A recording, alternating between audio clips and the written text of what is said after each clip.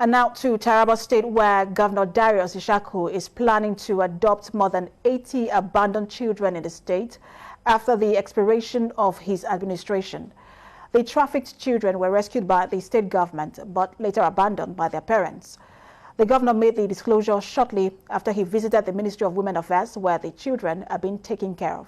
He has plans to adopt the children in order to ensure their proper training continues after the expiration of his tenure. The faith, by the grace of God, will rest on me. That's what I want to do, because I don't want to leave and leave them. So their faith, I will transfer it to myself, because I don't know what the next administration, the next person may not have the same thinking that I have. And so if I leave them here, their faith will be blank.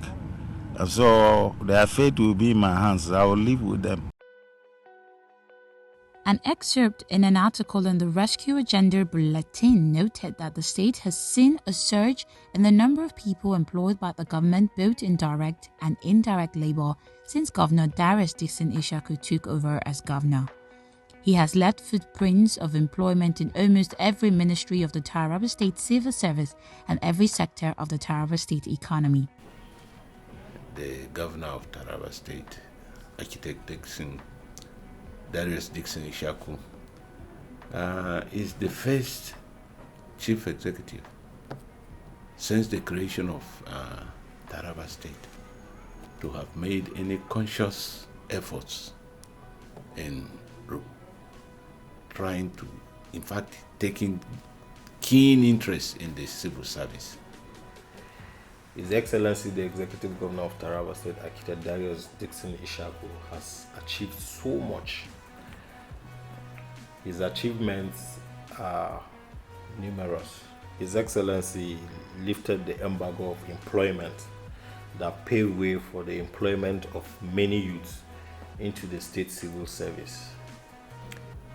He is the first on record to have directed that all employments into the state civil service should be advertised so that every Taraban could benefit from the exercise. In the past, when vacancies exist, they were quietly filled by the ministries without letting the civil service into the picture. They did what we call replacement. But on the inception of this administration, right from the day he was sworn in, he said all employments must be done publicly and transparently. Taraba State Government engaged over 3,000 Tarabans to teach in schools across the width and breadth of the state, and that cannot be disputed. The result of this program has reflected positively as the state's performance in national exams such as WAEC and UTME has improved tremendously over years. He is the first to have actually made massive employment into the state civil service. He was the first to recruit the teachers into the civil service. Then we had to recruit over 3,000 senior cadre to replace those who had left.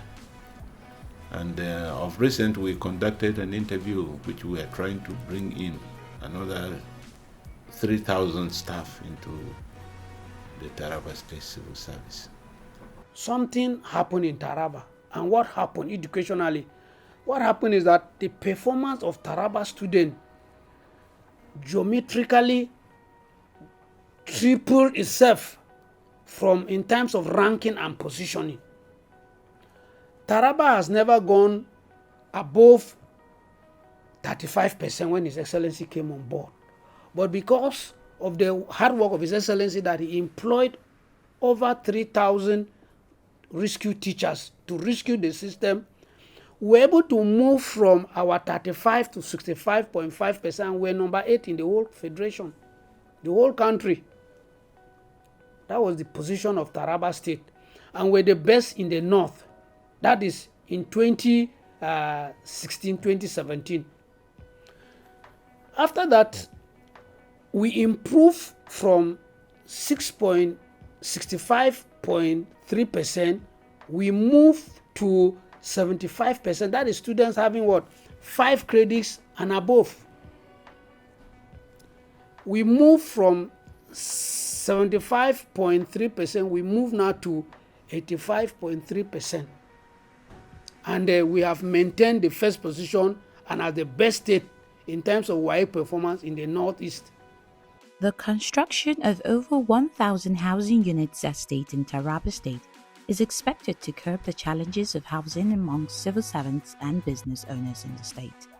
The housing estate, which is located in the suburb of Jalingo, the state capital, is equipped with facilities such as mini market, water, electricity, and security outposts, all in effort to provide security and improve the standards of living of the occupants.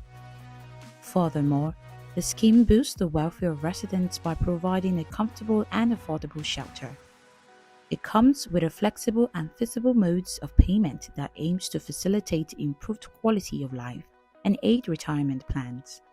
None of this would have been made possible without the foresight and vision of the rescue captain, architect D.D.Ishaku. Also, over 50 graduates were trained in Kenya to acquire modern skills in water supply and were later engaged by the state government in its bid to provide efficient services to the good people of Taraba State. Today, over 2/3, if not more, of Jalingo metropolis have access to clean, accessible and affordable water. I haven't noticed also the staffing gap which we presented to him. He also approved the employment of 50 young graduates, engineers, technologists, technicians, craftsmen, which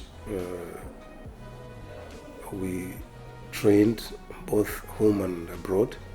Especially we went into partnership with Nairobi City Water and Sewerage Corporation, where these young men were trained for a period of 2 weeks so that they will appreciate the fundamentals of water and sanitation services. And that has contributed a long way in improving our operation and maintenance services to the people. A greater number of young people are engaged through the Rescue Mission SME. These individuals were trained by the government and given startup kits to help them start whatever skill they learned, to name a few. When His Excellency came on board, the first thing he did, barely 8 days in office, he saw that there was need for medium-scale enterprises to be developed, and in line with that, he signed an MOU with the Bank of Industry. Through that, over 230 cooperative societies were recruited to benefit from that, which translated into creating jobs for over 700 members of these cooperative societies. The DDI Youth and Women Empowerment Program was handled by this ministry in conjunction with the Rescue Watch team of Government House. The task was to engage youth and women into development skills, and the skills were developed in various trades. Over 15 trades, people were made to benefit from for this ministry. The ministry also collaborated with Hope Afresh Foundation to train more people, especially women. His Excellency did not only allow the training and development of skills, he also gave startup packs so that those trained will not be on their own and establish their own businesses. This was done graciously. and he covered all the 16 local governments and the 2 development areas. He has also empowered many youth through various skills acquisitions, ranging from the likes of carpentry, weaving, tailoring, plumbering, hairdressing, some baking, and others. The governor also brought stability and unity and peace in youth activities when the executive bill of establishing the Taraba State Youth Council was passed into law. This we can't thank His Excellency enough. Through agriculture, education, and tourism, the rescue mission has been able to create conducive environments to conduct businesses as well as have services rendered. His Excellency, I would describe him as a man that is farmer friendly. Taraba State is an agrarian state, 70% indulging into farming. So he has taken upon himself under his rescue agenda to empower our farmers. Just of recent, he has approved, we have procured, and we have released to farmers about 16 trucks of urea. Under the same government, go to the store now, they are just ready to flag out some of the inputs that he has approved and have been supplied. He has also trained so many youths in agriculture. As it is in the record, he has improved the seedlings and assorted grains were presented to various youths and farmers in various local governments through the Ministry of Agriculture.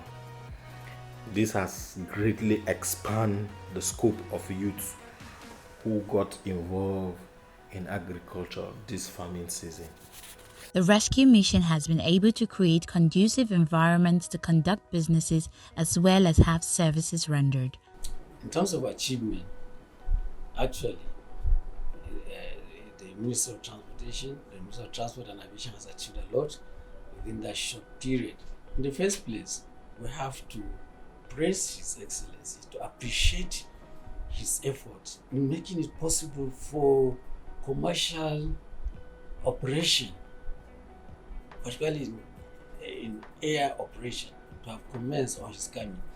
It was due to his wisdom that he started the air transportation here when he came 2015, and this started in December that very year 2015, and in that regard we had to enter into MOU, Memorandum of Understanding or Agreement, with the federal agencies responsible for air transportation in the country.